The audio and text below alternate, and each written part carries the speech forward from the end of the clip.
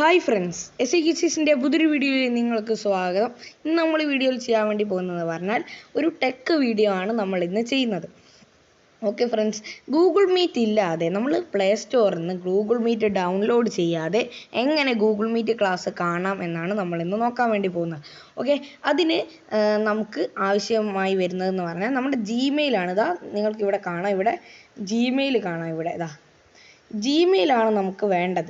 Gmail എല്ലാ ഫോണിലും download ചെയ്യേണ്ട കാര്യമില്ല, ഓൾറെഡി എന്തായാലും എല്ലാ ഫോണിലും ഉള്ളതാണ് ജിമെയിൽ. ഓക്കെ, നമുക്ക് ജിമെയിൽ ഓപ്പൺ ചെയ്യാം. എന്നിട്ട് ഇവിടെ താഴെ മീറ്റ് എന്നൊരു ഓപ്ഷൻ ഉണ്ട്. ഓക്കെ, നമുക്ക് മീറ്റിലേക്ക് പോകാം. ഓക്കെ, ഇതാ ഇവിടെയാണ് മീറ്റ്.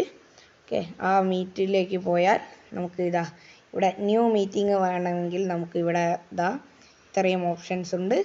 പിന്നെ ജോയിൻ വിത്ത് കോഡ്, നമുക്കിപ്പോൾ ഒരു കോഡ് അടിച്ചു കൊടുത്ത് ജോയിൻ ചെയ്യാവുന്നതാണ്. ജോയിൻ അമർത്തിയാൽ വരില്ല,